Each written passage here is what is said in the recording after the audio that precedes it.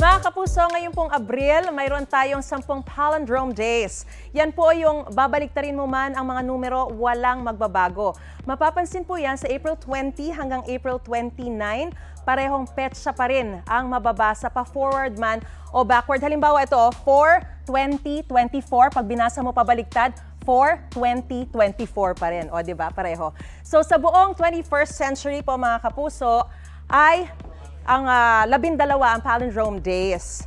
At una noong October 2, 2001 at ang panghuli naman po ay sa September 2, 2019. Mga kapuso, para una ka sa mga balita, mag-subscribe sa GMA Integrated News sa YouTube. Sa mga kapuso abroad, subaybayan niyo po kami sa GMA Pinoy TV at sa www.gmanews.tv.